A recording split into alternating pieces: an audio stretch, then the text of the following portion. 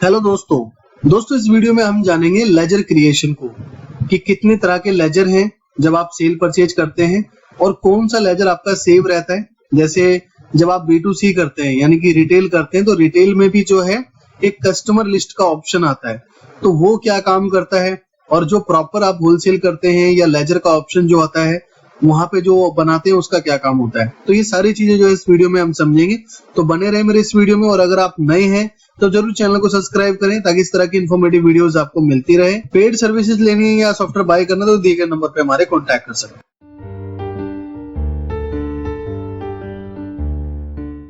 तो चलिए दोस्तों स्टार्ट करते हैं। दोस्तों जैसे कि जो लेजर बनाने का ऑप्शन होता है डायरेक्ट वो होता है इसमें कि आप मास्टर के मेनू में आए, लेजर मास्टर और लेजर और न्यू लेजर पे आप क्लिक करें और उसके बाद यहाँ पे सारे के सारे अंडर ग्रुप आते हैं। ये सारे अकाउंट ग्रुप होते हैं और जैसे आपको सेल्स की पार्टी बनानी है तो सेल्स की पार्टी जो आपकी बनती है इसमें बनती है सन्ड्री डेटर्स में, ये सेल्स की पार्टी के लिए होता है। अब ऐसे ही आप जो है सन्ड्री डेटर्स और भी देख रहे हैं तो यहाँ पे देखिए सन्ड्री डेटर्स पर इनके पीछे मतलब लिखे हुए, ये ई कॉमर्स के लिए है, सन्ड्री डेटर्स फील्ड स्टाफ के लिए है, कमीशन वगैरह रिलीज करते हैं उसके लिए। तो बेसिकली जो है सेल जिनको करनी है वो सन्ड्री डेटर्स में आपको बनाना है। और उसके बाद अगर कोई परचेज की पार्टी आपको बनानी है तो आपको किसमें बनाना है, सन्ड्री क्रेडिटर सप्लायर, तो इसमें बनाना है। और आप चाहो तो इसे डायरेक्ट सन्ड्री क्रेडिटर में भी बना सकते हैं। बस सप्लायर से ये है कि कभी आपको अलग अलग फिल्टर लगा के रिपोर्ट निकालनी है तो रिपोर्ट आप निकाल सकते हैं, इनके मतलब एक ही है। और ऐसी अगर आपको कोई एक्सपेंस का खाता बनाना है तो यहाँ पे ई टाइप करेंगे और यहाँ पे दो ऑप्शन आते हैं, एक्सपेंस डायरेक्ट और इनडायरेक्ट। अगर आपके बिजनेस में किसी काम से रिलेटेड कुछ फायदा हो रहा है और उसमें एक्सपेंस लग रहा है तो आप डायरेक्ट में डालेंगे, और जितने भी जो सैलरी इनडायरेक्टली एक्सपेंसेस होते हैं वो आप इनडायरेक्ट में डालेंगे। तो यहाँ से आपके जो है लेजर बन जाते हैं। तो मोस्टली 3 लेजर की ही ज्यादा जरूरत पड़ती है, बाकी जो जीएसटी टैक्स एंड ड्यूटीज वगैरह ये सब कुछ पहले से बना हुआ है। तो आप चाहें तो मास्टर के मेनू से लेजर मास्टर न्यू लेजर पे एंटर करें। जैसे मैं सेल्स की पार्टी बना रहा हूँ, मैंने बनाया मान लो SB इंडिया PVT LTD। तो यहाँ लेजर नेम में आपको उसका लेजर नेम डालना है। स्टेशन में आप जो है जैसे आपका स्टेट महाराष्ट्र है तो महाराष्ट्र में पुणे है, कोल्हापुर है, उसके बाद आपका नासिक है। तो आपकी पार्टी जो है ये कहाँ की है, तो सपोज ये पार्टी है पनवेल की, तो मैंने यहाँ पनवेल डाल दिया। उसके बाद ये बाय डिफॉल्ट अकाउंट ग्रुप आपका सिलेक्टेड है। अब ये जो बिल बाय बिल है, अब जैसे किसी को भी आप सेल बिल देंगे तो उसका जो हिसाब रखेंगे आप पैसों का, वो बिल के अकॉर्डिंग हिसाब रखेंगे कि आपने पहला बिल 100 रुपए का दिया, दूसरा बिल 80 रुपए का दिया। तो जो पार्टी आपको सामने वाली पे कर रही है वो 100 रुपए पे कर रही है तो वो पहले बिल का पे कर रही है, या फिर मान लो 50 रुपए पे कर रही है तो वहां पे एडजस्टमेंट के लिए आपके सामने बिल के ऑप्शंस ओपन होंगे कि ये जो पेमेंट 50 रुपए का आया हुआ है ये 100 रुपए का जो बिल जनरेट हुआ था उससे आया हुआ है। तो ऐसे करने के लिए आपको बिल बाय बिल करना है। और ये फीफो है, फीफो मतलब फर्स्ट इन फर्स्ट आउट होता है। तो फीफो बेस्ड का मतलब इसमें ये है कि जो बिल आपने दे दिया, मान लो किसी को 100 रुपए का बिल आपने बनाया लेकिन उसकी पेमेंट अभी तक नहीं आई है, लेकिन अगला बिल आप बनाएंगे उसका तो अगला बिल बनेगा नहीं जब तक पहले बिल का बैलेंस क्लियर नहीं हुआ।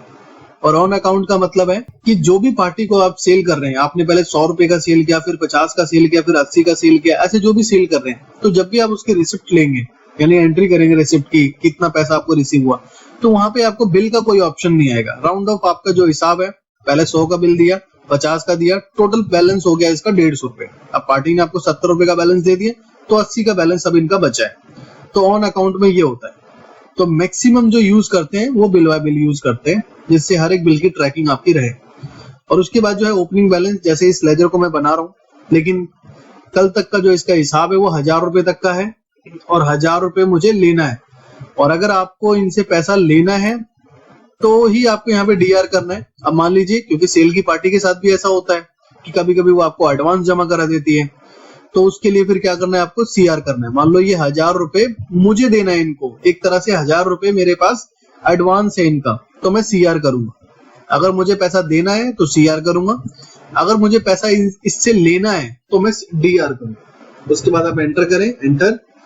और एड्रेस में आपको जो है जो भी इसका एड्रेस है आप एड्रेस डाल सकते हैं।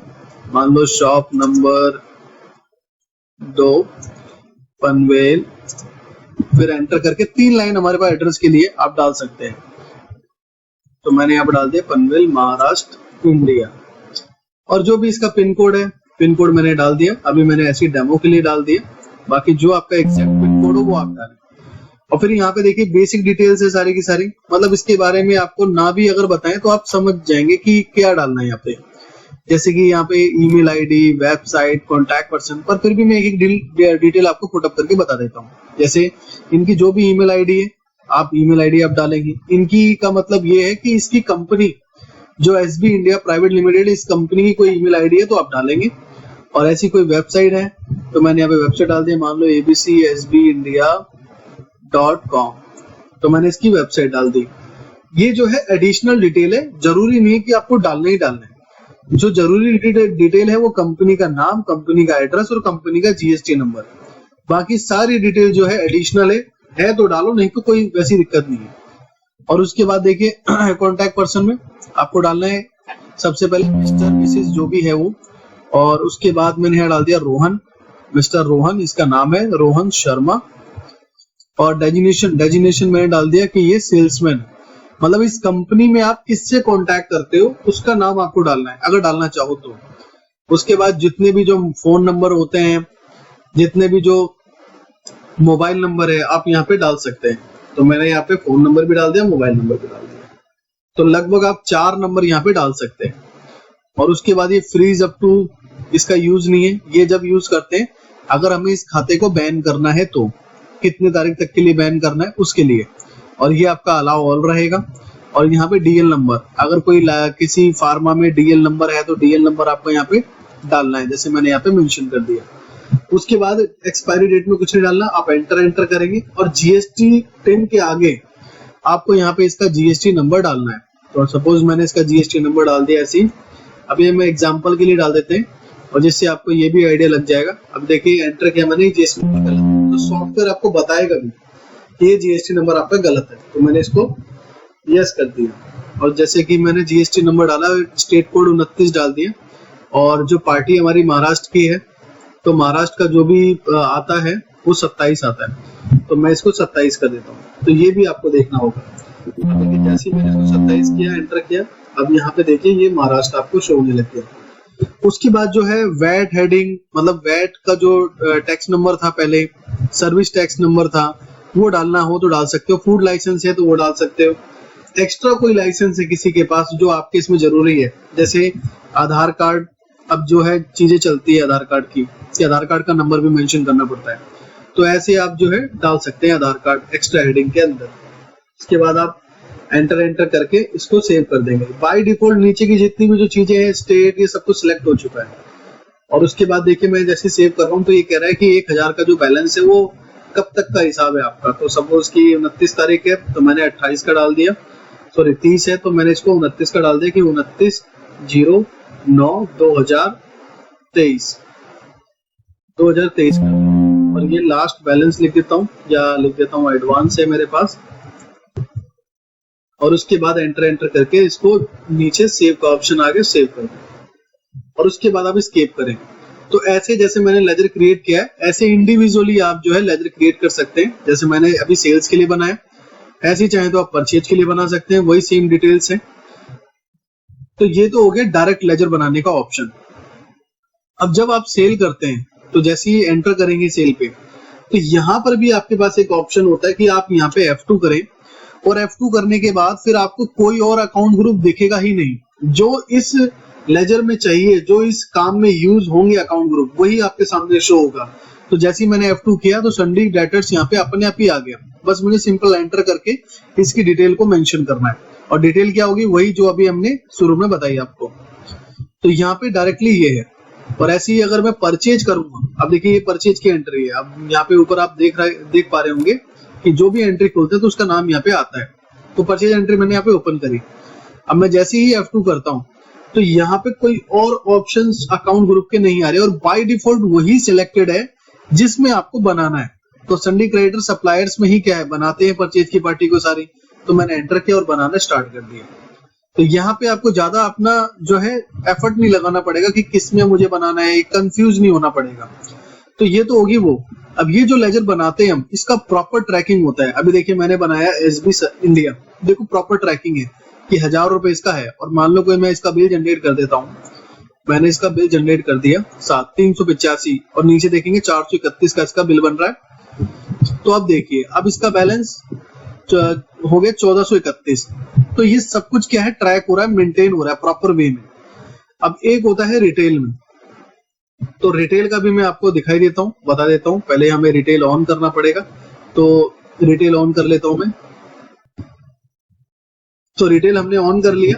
अब देखिए यहाँ पे मेरे पास ट्रांजेक्शन में 2 तरह के ऑप्शन आ जाएंगे अब कि मुझे रिटेल करना है या होलसेल करना है। तो होलसेल अभी जो हम कर रहे थे, होलसेल कर रहे थे, तो यहाँ पे कोई भी कंफ्यूजन वाला पार्ट आपका नहीं रहेगा। लेकिन अगर आप रिटेल होलसेल दोनों करते हैं तो इसका मतलब आप समझना कि जो आप यहाँ पे लेजर बनाते हैं, जो यहाँ पे मोबाइल नंबर डालकर आप मेंशन करते हैं, जैसे कि मैंने यहाँ पे 8080 ये किया और एंटर किया, तो ये नए लेजर के लिए बोल रहा है कि ये लेजर है नहीं, आपको बनाना है तो यस करो। तो मैंने यस किया।